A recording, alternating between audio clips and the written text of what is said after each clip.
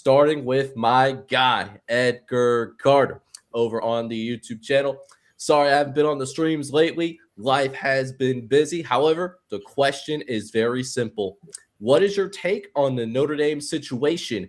Do you agree or disagree that they should get an auto bid if they're in the top 12? So, starting off on a heater, gentlemen, who wants to take the first bait, man? I know there's a lot of interesting thoughts. Go ahead, Colton. You just got here, bro. I hate it. I mean, just look at this year. It's between Notre Dame and it's between Miami. ACC, not champion, but the best team in the ACC versus the independent. And what happens? Miami gets in.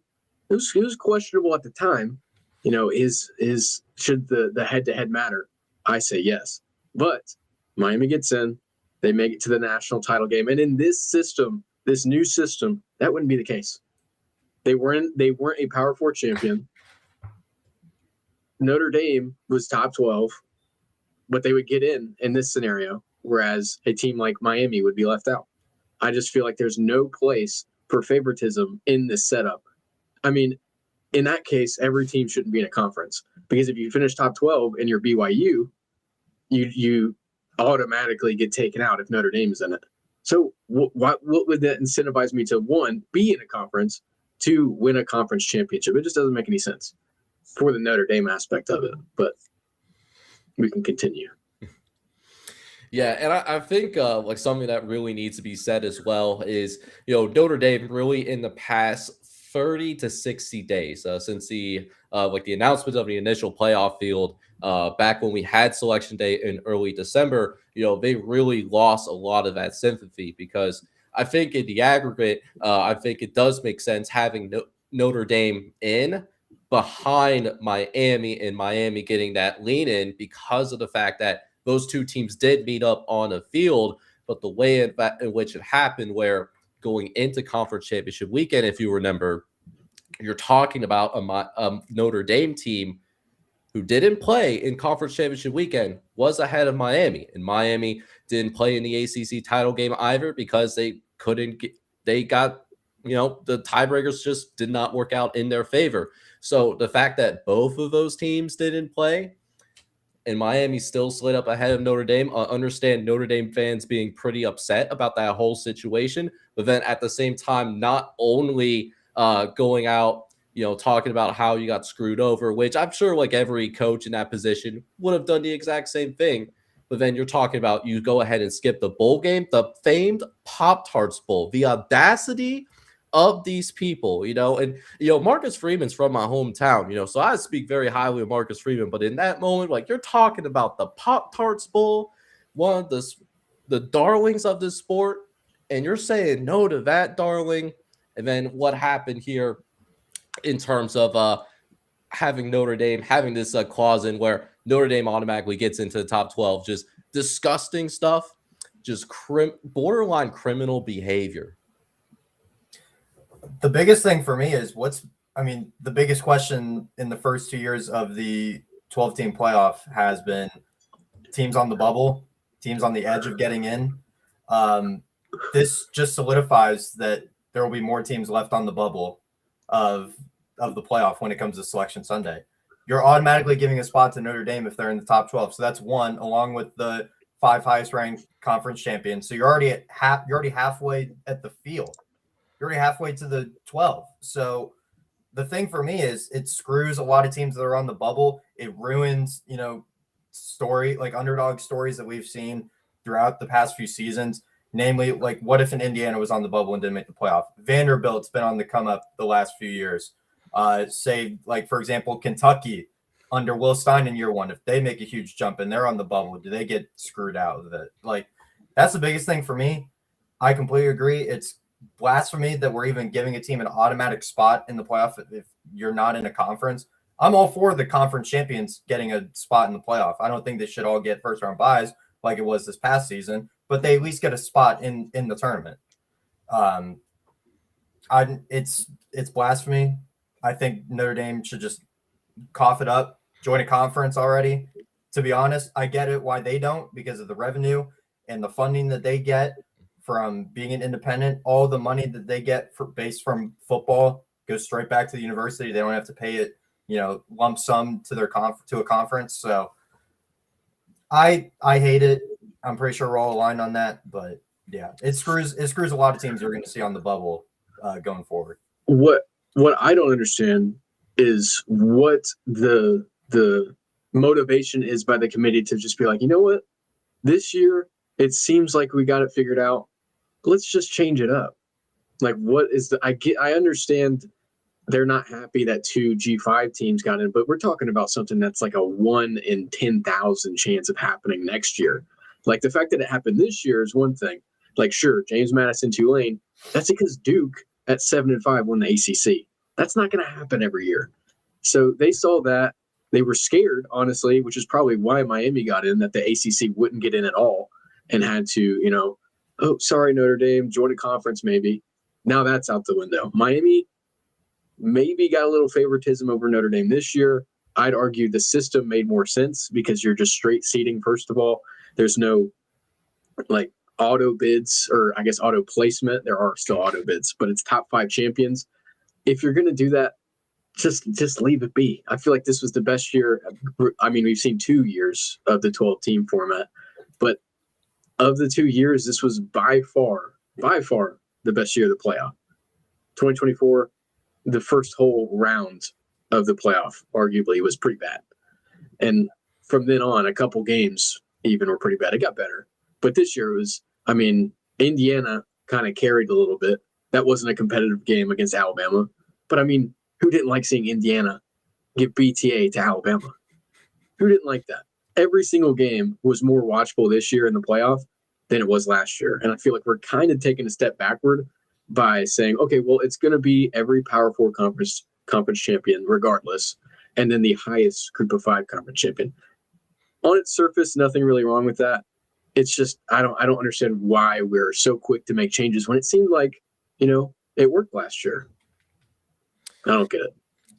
Yeah, and I think that's really something that needs to be touched on, because I know we had some folks on here on the last show talked about some of the problems that we see in college football, and I'm sure that we're going to have some deeper conversations about it as we progress through this non-football playing season. Really, one of the bigger problems for me that college football is experiencing that I don't think a lot of people are talking about is, plain and simple, these conferences are just way too big, right? You're talking about the ACC, which is a hot button topic. That's a 17-team conference. The Big 12 and the SEC isn't as bad, but we're still talking about 16 teams. The Big 10 is the worst with 18 teams in this conference. So the conferences are at a size where even if you go and play 9 conference games, which the ACC is in a transition year, they're trying to get to that point where everyone in the ACC is playing 9 games. Still, even then, you're talking about playing maybe half of your conference, so it becomes a lot harder from a tiebreaker perspective in terms of figuring out who are truly the 2 best teams in the conference, right? Duke, miss certain teams during the course of the regular season. They missed out on Miami. They didn't have to play them in the regular season, which is a perfect example of that.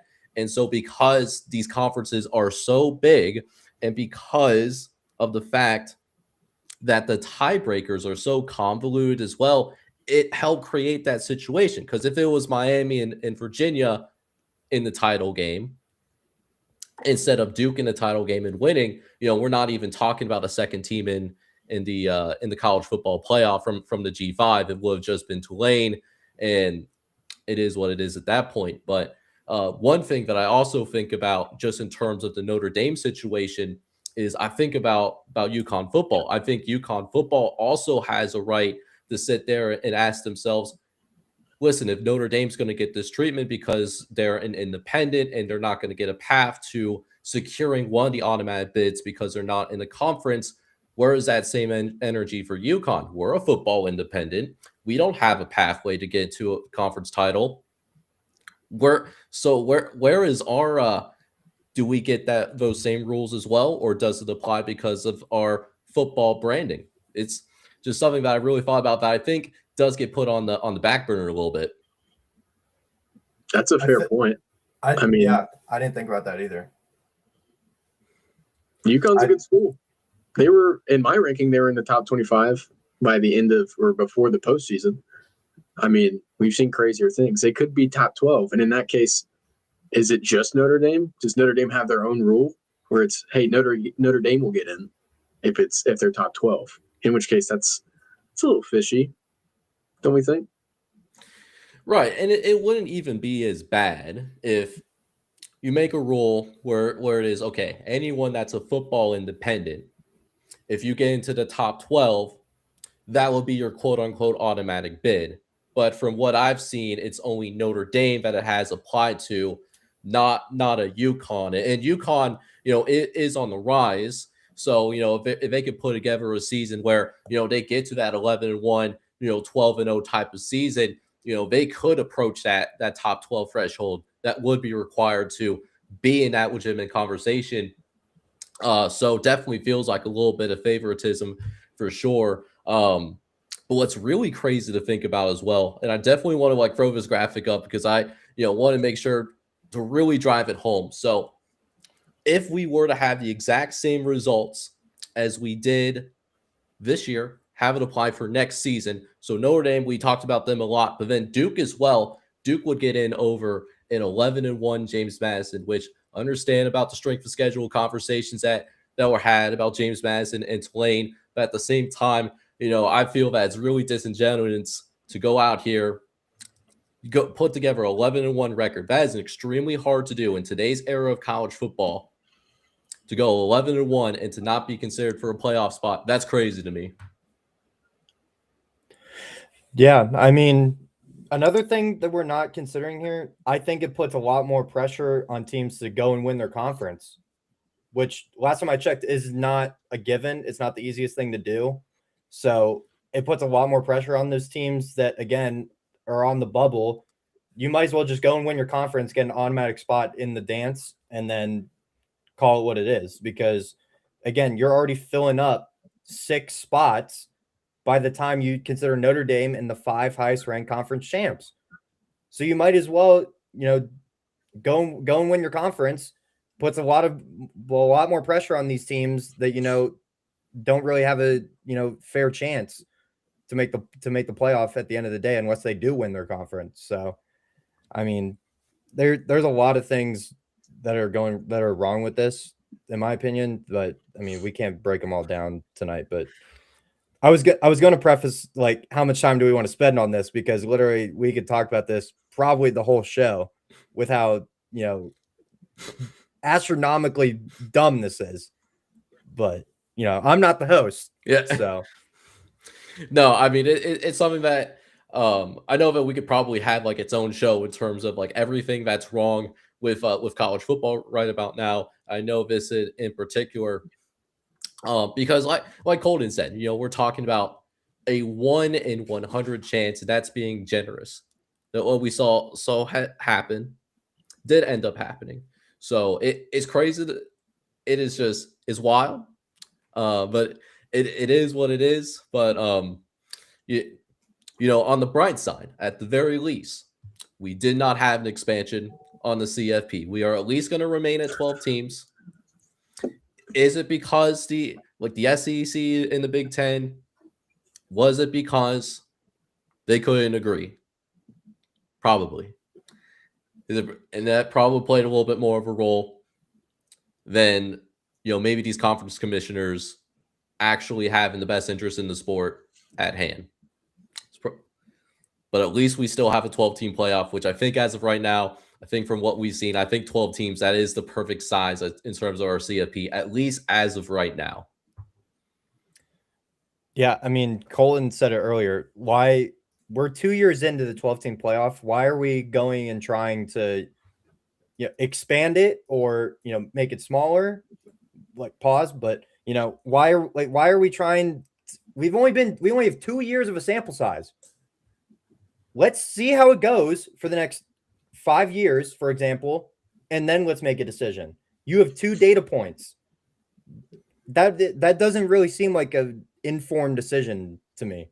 And another thing related to Notre Dame if we're gonna allow them to get an automatic spot in the tournament if they're in the top 12, how about you actually give them a resume worthy of being in the top 12? They have, if you looked at their 2026 schedule, it is one of the softest. It's unbelievable. Their strength of schedule next year is going to be ridiculous. They play, what was it? I think they played 4 teams on their 2026 schedule that had a winning record. Off the top of my head, I'm trying to remember. It was Miami, Navy, SMU, and yeah, thank you. I got you. SMU, BYU. Yeah, they play 4 teams that had a winning record in 2025. That's not a top 12 team in America with that schedule.